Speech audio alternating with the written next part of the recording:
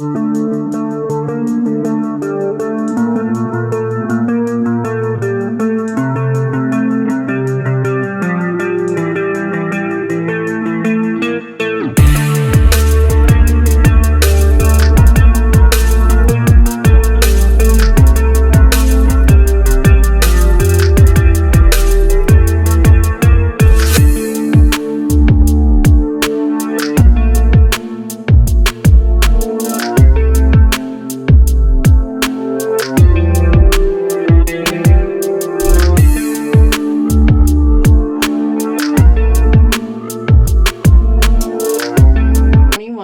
am a Survivor Summit. We are here with Isabel Morales, excuse me. She helps women sustain their personal power through challenging situations. On December 31st, 2018, was the date Isabel had chosen to take her own life. Through a twisted series of events, she found herself at a record low. Too many I can't stop crying episodes in the shower, and too many this can't be happening to me looping through her head. You know, all of us get those moments. Too many you can do this, Isabel, mantras repeated throughout the day, hoping for a miracle. But it was through the process of rebuilding her life that the empathy came. The worst episode in her life also held the greatest gift. And so the quest to find the right formula to master her personal power begun, moving from survival to thrival. And after perfecting the formula, a whole lot of fun, and creating an extraordinary life, Isabel now thrives at mentoring women on how to create a rock-solid mindset and move beyond the mental chatter and become the woman who is worthy of what she wants. I welcome you, Isabel. Isabel, you want to tell us some of your story? Yeah, Sarah. So first of all, thank you so much for having me here. This has been fantastic working with you throughout the entire summit. So I really appreciate the opportunity. This is amazing. So as you read my bio, in 2018, I hit a very low point in my life.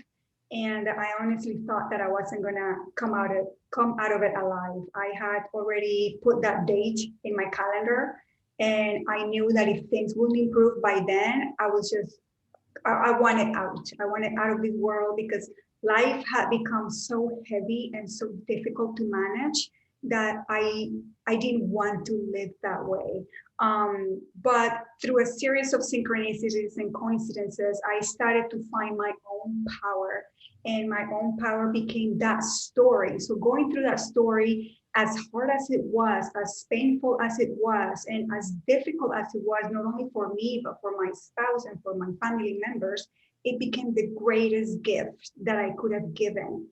The reason why is because I had to learn to repattern my brain, and I had to learn to reparent myself and to be the person that was loved, accepted, validated, and fully confident in the woman that I was. So it's something that I take as the greatest gift and the best thing that's ever happened to me. And I now use all those tools that I've learned on my own to help other women that might be going through a similar situation. Well, that's amazing. Yes, I can totally relate to some of that of your story. I'm going to ask you a couple questions. What does an empowered woman look like, and how does she fully step in her power? Yeah, so I love that question because sometimes we confuse, as women especially, we confuse being empowered with being forceful. And it's two very different things. Sometimes we feel the need to raise our voices, to yell, to make sure that we're seen, that we're heard. But that's not where the power comes from. The power comes from knowing that you are worthy of everything that you want in your life. And it is by, as I said earlier, by being the parent that we didn't have, that we start to nurture that inner child that's been wounded, that's been traumatized, that's been through hell and back. By the way that we treat that little child, that little girl that's been so hurt in the past, we start to realize how powerful we are and how worthy we are and how deserving we are of having a great life. So what an empowered woman looks like is someone who knows that they can have everything they want in life without the need to be forceful, without the need to be impulsive, and without the need to, fight your way through it. It is by you being authentic and by realizing that you are deserving and you're worthy of everything that you want, that you start to develop that inner power. That's amazing. I love that. What does sustaining personal power look like during difficult situations? Yeah, so I love the question because it takes practice. It takes practice to become that person that feels fully empowered and fully confident in who she is. So we need to first start to realize that we are that person that we want to be. So one of the things that I always do is I am rewriting my story constantly. And it's an exercise that has helped me tremendously to find not only my value, but to find the things that I stand for, and to have like a little bit more structure for my goals and my dreams. So first of all, knowing what it is that you want, and having the clarity of why you want those things. So I suggest that you do this exercise at least a couple of months, every couple of months, to sit down with yourself, write down the things that you want, write down why you want it, and define the person that you want to be. Because if you don't know who you want to be, it's very hard to get there, right? So in my case, I always start with love and compassion. So I want to be more loving. I want to be more compassionate. I want to be more confident. I want to have better communication with my spouse. I want to be X, Y, and Z, whatever you want, but you have to know what it is that you want and how it is that you want to define yourself. And once you have that established, it becomes a lot easier to practice those things. So for you to be able to sustain your personal power during difficult situations, you have to know how to sustain your power during a normal day. And it's just that practice that is going to get you there, right? So something that I do throughout my day, and I'm not kidding you, sometimes people tell me that I'm obsessed with it, but I am obsessed with my life. I am obsessed with building a great life. So these are practices that have become so near to my heart and so dear to me because they have really helped me create the life that I have right now. So during the day, I just probably 3-4 times a day, I stop what I'm doing and I remind myself of who I am. I remind myself that I'm worthy. I remind myself that I'm loved. I remind myself that I'm capable. I remind myself that I have every single resource that I need for the things that I want right in front of me. So the more that I practice those things, the more that I start to embody the person that I want to be. So when I get to a difficult situation, something happens, something triggers me, I have a confrontation with somebody, it is a lot easier to remember that I am that person that can handle a situation. And by practicing that awareness of who I am, I learn to create a gap between my thoughts, my behaviors, and my reactions. And in that gap between those is where my power lies. Because the moment that I entertain a thought, I can make a decision. I can either react to that thought, I can nurture that thought, or I can choose another thought. Mm-hmm. So by practicing that awareness of who I am, the awareness of who I want to be, the awareness of who I am being in every moment, I am practicing for when I have to, bring that power within in a moment that I'm being confronted or triggered or, whatever it is. So it is in that gap of thought and reaction that my power develops. I don't know if that makes sense. Yes, Explain yes. that correctly. Okay. Yes, that was very powerful. Thank you.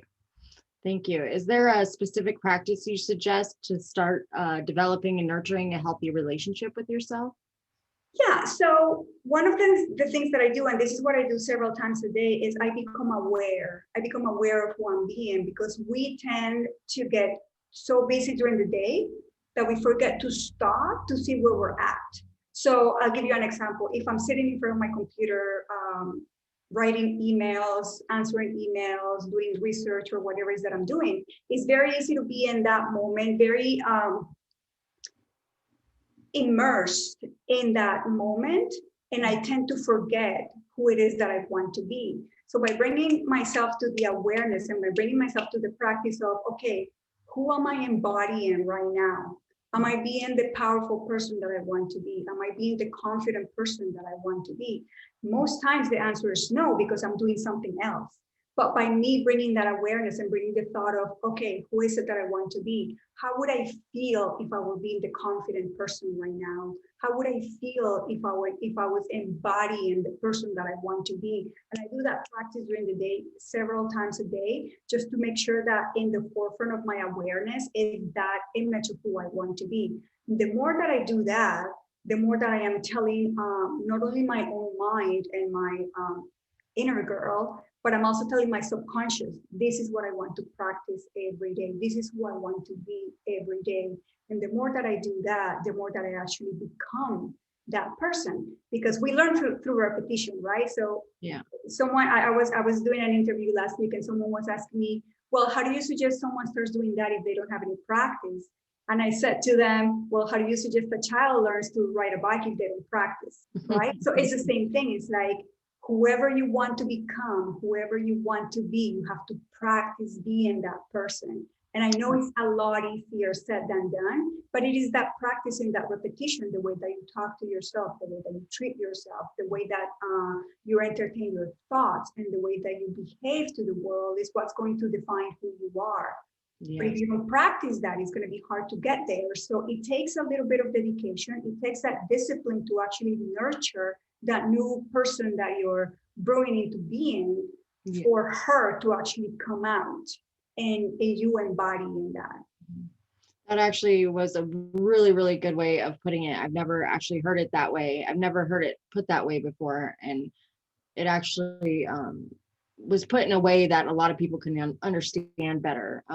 I've never ever heard it that way, but I love that you said that. I love that. Yeah, and I think you're right, because I think that we believe that we're born a certain way, right? So I always, like, during my entire life, I thought that I wasn't confident, and that's it, and that's just the way it is, right?